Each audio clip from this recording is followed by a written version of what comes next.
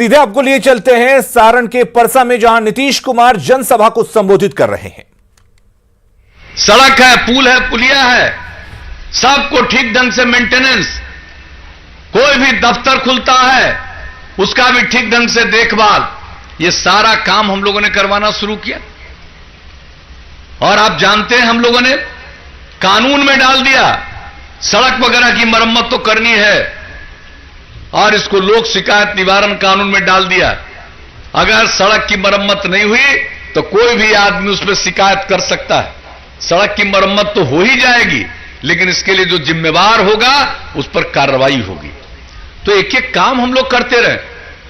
अब आगे मौका दीजिएगा तो हम तो यही कहने आए हैं कि हम लोग जैसे समाज में प्रेम, भाईचारा, सद्भावना के लिए काम करते हैं, हम लोग क्राइम को, अपराध को, करप्शन को, भ्रष्टाचार को, कम्युनलिज्म को, सांप्रदायिकता को बर्दाश्त करने वाले नहीं। हम लोग समाज में एकता ला करके एक साथ समाज को आगे बढ़ाना चाहते हैं और उसी के लिए काम कर रहे हैं। अगर अगली बार मौका दे दीजिएगा तो हम आपको बता देना चाहते हैं, हर घर बिजली दे दिया है ना। अब जान लीजिए अगली बार मौका मिलेगा तो हर गांव में हम सोलर स्ट्रीट लाइट लगवाएंगे। शाम में, रात में अपने घर का बिजली बंद कीजिएगा, पूरे गांव में रोशनी रहेगी।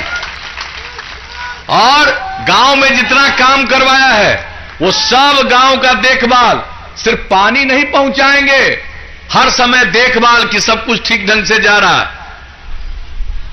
नाला बनवा रहे हैं, सब कुछ करवा रहे हैं, सब कुछ को देखना ठीक ठाक, साफ सफाई गांव और शहर का भी, हर तरह से हम लोग काम करेंगे। और एक बात और हम बतला देते हैं, अगली बार मौका दीजिएगा तो अभी हर गांव को सड़क से जोड़ रहे हैं, अब अगली बार मौका मिलेगा तो कई गांवों को जोड़ते हुए अगर कोई महत्वपूर्ण जगह पहुंचना है तो उसके लिए भी नया सड़क बनवाना शुरू करेंगे। और जितना शहर और बाजार है उसमें सब सड़क के चौड़ीकरण के साथ साथ उसमें बाईपास बनवाएंगे।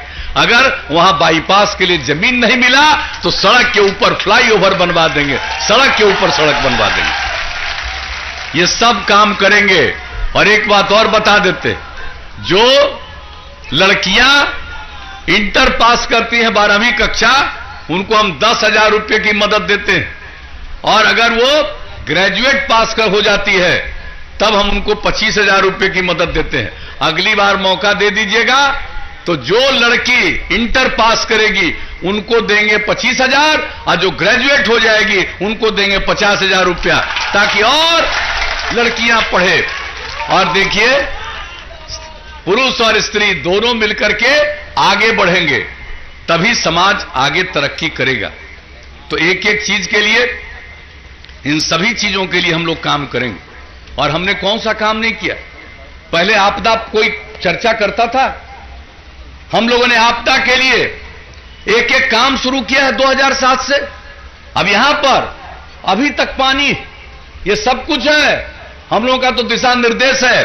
अभी हमारे मित्र बोल रहे थे, चंद्रिका राय जी, आप जान लीजिए, ये मत समझिएगा, जो भी पूरा का पूरा प्रभावित इलाका है और वहां के जो प्रभावित लोग हैं उन सब लोगों को जो हम जीआर देते हैं, ग्रेस्टस रिलीफ, 6,000 रुपया प्रति परिवार, उससे कोई वंचित नहीं रहेगा, वो हर किसी को मिलेगा ही। और उसके अलावे जिनका फसल बर्बाद हुआ है उनको सहायता देते हैं हम लोग, फसल अनुदान देते हैं। और उसके लिए अभी तो चुनाव शुरू हो गया, हम लोग 970 करोड़ रुपया, यानी जो 6,000 रुपया प्रति परिवार देते हैं उसमें तो 1,300 करोड़ रुपए से भी ज्यादा हम लोग रिलीज कर चुके हैं। और फसल की सहायता के लिए हम लोगों ने 970 करोड़ रुपया दे दिया है। और ये जो चूंकि अभी चुनाव का चल रहा है तो कोई भी चीज एप्लीकेशन और उस पर वितरण के लिए चुनाव आयोग की अनुमति की जरूरत होती है, उसमें थोड़ा विलंब जो भी हो, लेकिन सबको मिलेगा। हम शुरू से कहते कि आपदा पीड़ितों का पहला अधिकार है सरकार के खजाने पर, और तब से हम लोग काम कर रहे हैं। इसलिए इस सब चीज की चिंता मत करिए, अब विकास करेंगे। जो अगली बार मौका मिलेगा तो जो चौर का इलाका है, करीब करीब 9 लाख हेक्टेयर है पूरे बिहार में, वो सब के लिए विशेष उत्थान के लिए भी काम करेंगे। अगली बार जब मौका दे दीजिएगा तो हम लोगों को मौका दीजिएगा तो काम तो करेंगे ही, विकास का एक एक काम करेंगे, कोई चीज हम लोग नहीं छोड़ेंगे। और एक चीज हम बता देना चाहते हैं, स्वास्थ्य के लिए तो काम करते ही हैं गांव तक में। और अब जो नई टेक्नोलॉजी आ गई है, अब इस नई टेक्नोलॉजी में हम अपने युवक युवतियों को और ट्रेनिंग देने का इंतजाम करेंगे। जब नई टेक्नोलॉजी की ट्रेनिंग सबको रहेगी तो काम बेहतर मिलेगा, आमदनी बेहतर होगी और लोगों को मजबूरी में बिहार से बाहर नहीं जाना पड़ेगा। तो उसके लिए हम लोग प्रबंध करेंगे। सिर्फ कंप्यूटर पर काम करना सिखाना नहीं, उसके आगे बढ़कर के नई टेक्नोलॉजी जितनी है उस सब के बारे में लोगों को हम प्रशिक्षण दिलवाएंगे ताकि हमारे लड़के और लड़कियों को आगे और बढ़ने का मौका मिलेगा। तो एक एक चीज इस तरह से करेंगे। स्वास्थ्य के लिए तो करते ही हैं, जो टेक्नोलॉजी आ गई है और केंद्र सरकार के द्वारा भी गांव में पहुंचाया जा रहा है।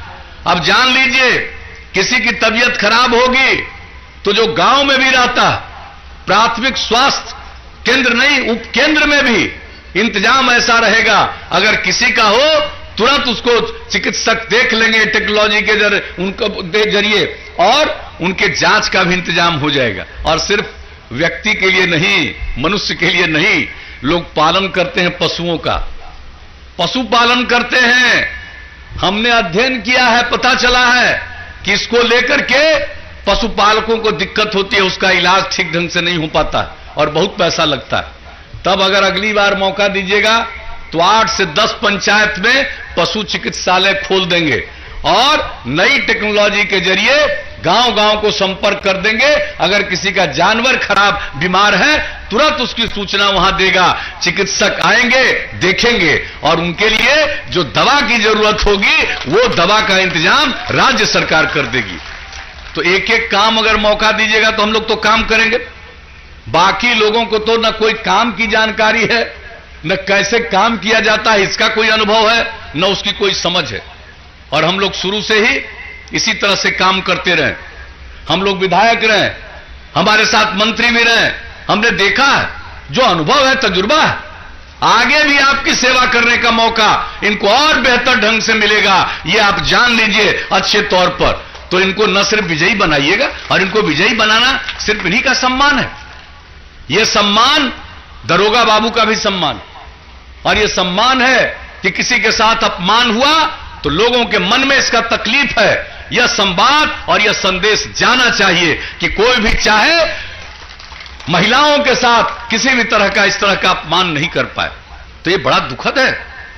तो ऐसी स्थिति में हम तो आपके बीच में आए हैं, हम इस धरती का नमन करते हैं, दरोगा बाबू का स्थल है, हम आप सबका अभिनंदन करते हैं।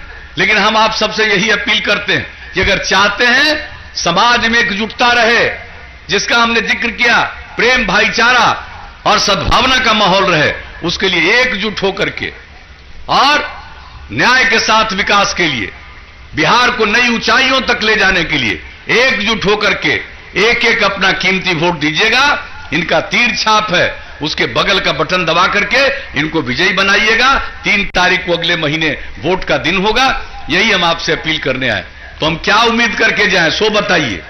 अरे वोट दीजिएगा ना, हाथ उठा के बताइए। तो बहुत बहुत धन्यवाद।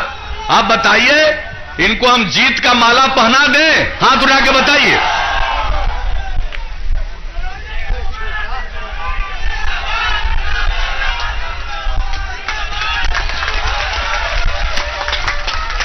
तो चंद्रिका राय जी को आपकी सहमति से हमने जीत का माला पहना दिया। अब आपका एक एक वोट और भारी मतों से इनको विजयी बनाइएगा, एकजुट होकर के विजयी बनाइएगा, यही आपका आश्वासन मिला।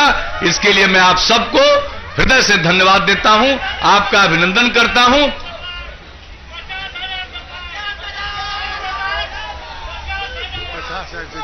हैं? 50,000 से जिताएंगे। वाह, बहुत अच्छा।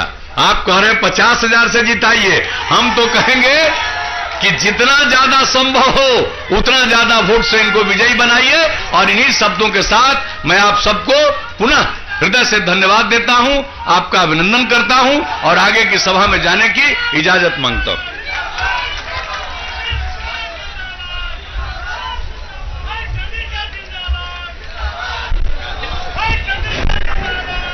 अभी इस मंच पर हम सबों के अभिभावक और वरिष्ठ नेता श्रीमान बैजनाथ सिंह बिकल जी उपस्थित हैं। उनसे मेरा निवेदन है कि कृपया आप आवें और हम सब लोगों को धन्यवाद ज्ञापन करें।